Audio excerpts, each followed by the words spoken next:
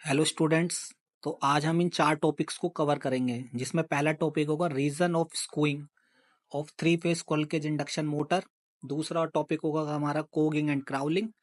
और तीसरा टॉपिक होगा comparison three phase squirrel cage induction motor और three phase squirrel cage induction motor और three phase slip ring induction motor के parameters के बीच में।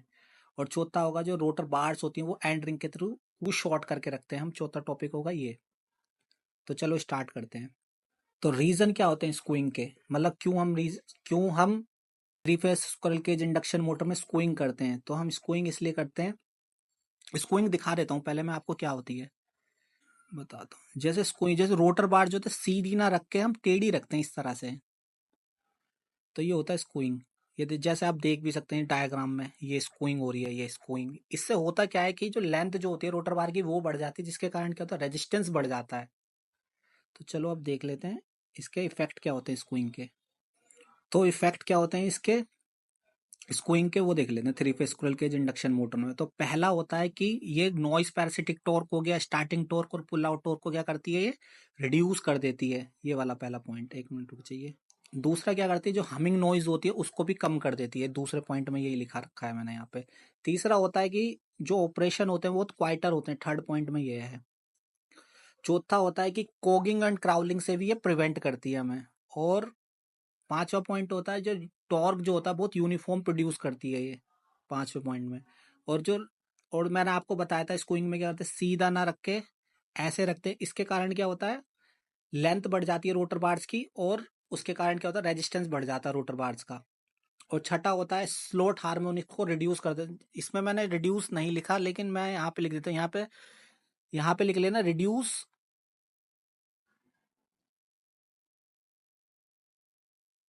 रिड्यूस लिख लेना यहाँ पे, रिड्यूस स्लोट हार्मोनिक्स थोड़ा पर रिड्यूस करती है स्लोट हार्मोनिक्स को। और आठवां पॉइंट होता है जैसे ट्रांसफॉर्मेशन रेशियो जो होता है ना स्टेटर वाइंडिंग और रोटर वाइंडिंग के बीच का, उसको भी बढ़ा देती है ये। और एक चीज और देखो, कई सारे एग्जाम में क्या होता है कि प्रेफरेंस की बात आती है। जैसे कई बार देखा जाता है कई सारे एग्जामों में कि स्टार्टिंग टॉर्क भी दिया जाता है, ये भी दिया रहता है, जैसे कि हमिंग नॉइज वगैरह दी जाती है। तो होता क्या है कि चारों पॉइंट जो देखोगे स्क्रूइंग के, चारों रीजन दिखाई देंगे आपको कि पहला दूसरा, आपको जब देखोगे तो उसमें देखेंगे कि चारों ही ट्रू हैं।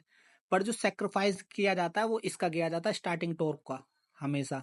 अगर आपको दिख रहा है कि चारों पॉइंट ट्रू हैं, स्क्रूइंग के चारों रीजन हैं, तो उसमें अगर स्टार्टिंग टॉर्क है तो उसको वही आपका आंसर होगा, वही गलत करना है बस आपको। अभी जब क्वेश्चन दिखाऊंगा जब आप देख लेना। चलो आगे देख लेते हैं अब दूसरा।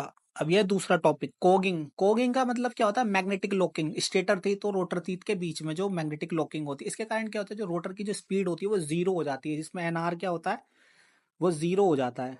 जैसे ये रहा। कोगिंग को हम ना दो तरीके से रिप्रेजेंट करते हैं, एक तो स्लॉट के फॉर्म में रिप्रेजेंट करते हैं और दूसरा तीत के फॉर्म में रिप्रेजेंट करते हैं।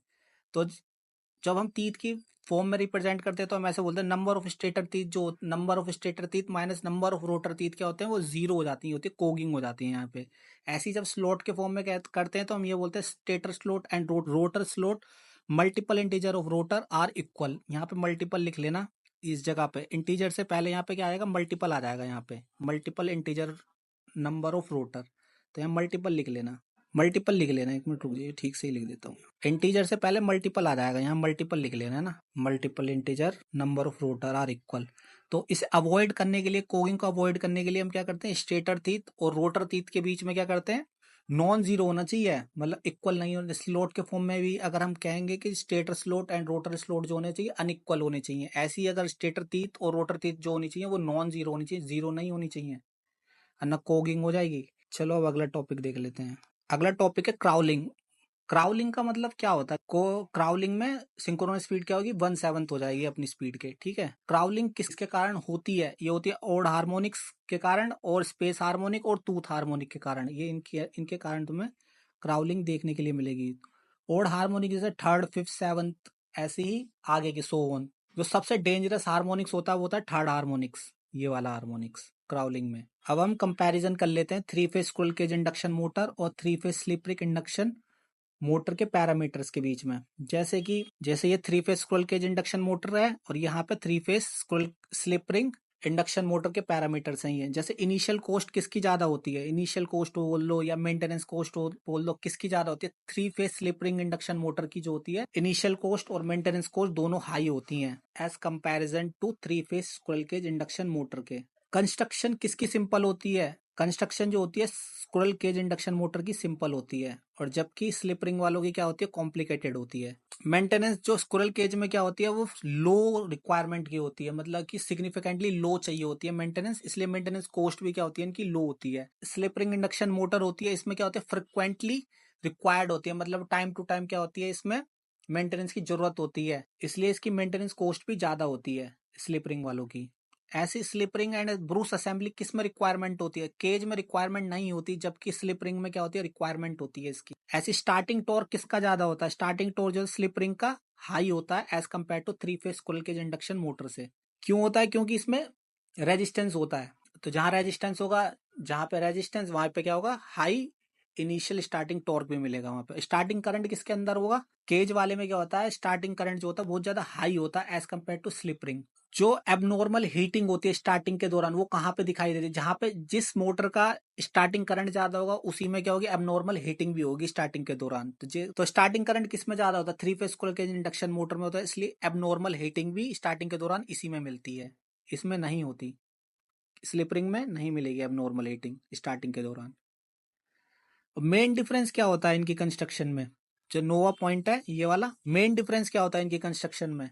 जो केज में क्या होता है, स्क्विरल केज में रोटर बार होती है जो शॉर्ट होती है एंड रिंग के थ्रू, और जबकि स्लिप रिंग में क्या होता है, जो रोटर होता है वो वाउंड होता है 3 फेज वाइंडिंग के साथ एंड स्टार कनेक्टेड में। मैं आपको दिखा भी देता हूँ, एक मिनट, एंड रिंग के थ्रू कैसे शॉर्ट होती है ये है एंड रिंग, ये वाली जो चीज है, ये रोटर बार्स होंगे, ये सारी रोटर बार्स हैं, ये जितनी भी हैं, ये एंड रिंग के थ्रू शॉर्ट है यहाँ पे, ठीक है। ये है स्क्विरल केज में। आ जाइए वापस वहीं पे ही। एसरलेशन देखो, 10वां पॉइंट क्या है? जैसे मतलब हैवी लोडिंग में एसरलेशन किसका अच्छा होता है या किसका स्मूथ होता है? जिसका रेजिस्टेंस हाई होता है ना, उसका एसरलेशन भी अच्छा होता है, स्मूथ होता है। तो एसरलेशन किसका अच्छा होगा अंडर हैवी लोड में? 3 phase slip ring induction motor का। तो एसरलेशन अंडर हैवी लोड किसका अच्छा होगा? 3 phase slip ring induction motor का स्मूथ होता है, क्योंकि इसके पास क्या होता है? रेजिस्टेंस होता है, हाई रेजिस्टेंस होता है स्टार्टिंग में। तो रनिंग कैरेक्टरिस्टिक किसकी अच्छी होती है? रनिंग कैरेक्टरिस्टिक किसकी अच्छी होती है? 3 phase slip ring induction motor की अच्छी होती है as compare to 3 phase squirrel cage induction motor से। जैसे स्पीड फ्लक्चुएशन किस में दिखाई देती है? स्पीड फ्लक्चुएशन जो होती है 3 phase squirrel cage induction motor में दिखाई देती है, इसमें होती है फ्लक्चुएशन। ये थोड़ा ये इस साइड है, ठीक है, यहाँ देख लेना, ये है इसका स्पीड फ्लक्चुएशन का। और स्पीड फ्लक्चुएशन किस में नहीं होती? 3 phase slip ring induction motor में नहीं होती, ठीक है। स्पीड रेगुलेशन किसकी अच्छी होती है? 3 phase slip ring induction motor की जो स्पीड रेगुलेशन होती है वो अच्छी होती है, गुड होती है, और जबकि केज की जो स्पीड रेगुलेशन होती है वो खराब होती है, पुअर होती है। चलिए अब आगे देख लेते हैं। जैसे एफिशिएंसी किसकी अच्छी होती है? एफिशिएंसी जो होती है 3 phase squirrel cage induction motor की अच्छी होती है as compare to slip ring. Power factor किसका हाई होता है? स्क्विरल केज वालों का क्या होता है? हाई होता है as compare to slip ring. Voltage regulation किसकी अच्छी होती है? केज की अच्छी होती है। और कम किसकी होती है? स्लिप रिंग की कम होती है। जबकि स्पीड रेगुलेशन किसकी अच्छी थी? स्लिप रिंग की अच्छी थी, लेकिन जो वोल्टेज रेगुलेशन होती है वो केज वालों की अच्छी होती है। तो रोटर कॉपर लॉस किसके लो होते हैं? केज में जो रोटर कॉपर लॉस होते हैं वो लो होते हैं, होता है, इसकी एफिशिएंसी भी हाई दिखाई देती है। रिलक्टेंस किस में कम मिलता है? केज में क्या होता है? रिलक्टेंस कम होता है, जबकि स्लिप रिंग में हाई होता है। रिलायबिलिटी किसकी अच्छी होती है? केज वालों की रिलायबिलिटी अच्छी होती है, जबकि स्लिप रिंग वालों की रिलायबिलिटी अच्छी नहीं होती। एयर गैप यूनिफॉर्म किसमें होता है? केज में एयर गैप क्या होता है? यूनिफॉर्म होता है, इसलिए क्या होता है? इसमें रिलक्टेंस भी कम होता है।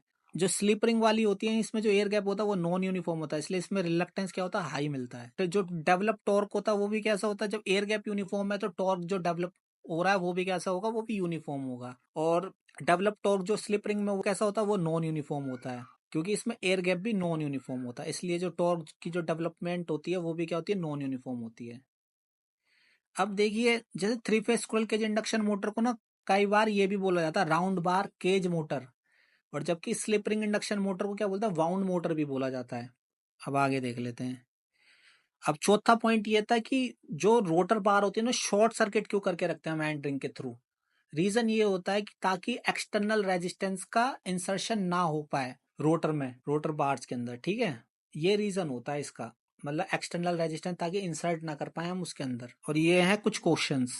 जैसे क्राउलिंग, पहला क्वेश्चन ये है, जैसे जो मैंने आप पीछे पढ़ाया है ये उसी के ऊपर सारे क्वेश्चन हैं, ये सारे पूछे गए हैं, आप देख लीजिए इन्हें, आप इसका स्क्रीनशॉट ले लीजिए और आपको ही ये इसका इन सब के आंसर बताने हैं कि क्या होगा। तो आप इस सब के आंसर कमेंट में लिख देना। पहला जैसे क्वेश्चन है, the crawling in induction motor is caused by, किसके कारण होती है क्राउलिंग इंडक्शन मोटर में? पहला क्वेश्चन है ये। दूसरा है स्क्रूइंग के रीजन क्या होते हैं three phase squirrel cage induction motor में, उसे और उसे कैसे कम किया जाता है? दूसरा क्वेश्चन ये है, ये यूपी आरवीयूएनएल में पूछा गया था एई के एग्जाम में 2014 में। और थर्ड क्वेश्चन है, induction motor phenomena of magnetic locking between the stator and the rotor teeth is called, क्या कहलाती है मैग्नेटिक लॉकिंग, क्या कहलाती है स्क्विरल केज इंडक्शन मोटर में? थर्ड क्वेश्चन ये है, और आप इसका स्क्रीनशॉट ले लीजिए, आपको इसके आंसर जो है कमेंट में पोस्ट कर देना आप। और चौथा क्वेश्चन ये है, the purpose of skewing in induction motor in order to read, मतलब क्यों करते हैं हम स्क्रूइंग, क्या रिड्यूस करना होता है हमें? चौथा क्वेश्चन ये है। पांचवें क्वेश्चन में, which of the following is not a valid advantage of skewing squirrel cage induction motor, मतलब इनमें से कौन सी एडवांटेज नहीं है स्क्रूइंग की, ये है पांचवे में। और छठा क्वेश्चन ये, with the reference of the skewing of the cage rotor of an induction motor identify whether, आप इन सबके वो ले लीजिए। और ये सातवां क्वेश्चन हो गया, और ये आठवां है, और ये नौवां है। आप इसके आंसर को नीचे पोस्ट कर देना कमेंट में, देखते हैं कितने बच्चे कर पाते हैं इन सबको। अगर आपने ये वीडियो ध्यान से पढ़ी होगी तो आपको ये सारे क्वेश्चन आराम से सोल्व कर लेंगे आप। अब आपको ये वीडियो अगर इन्फॉर्मेटिव लगी हो, करें, सब्सक्राइब करें एंड शेयर करें। और आपको अगर कोई क्वेरी हो, पूछना हो, तो आप हमें कमेंट में लिख के बता सकते हैं।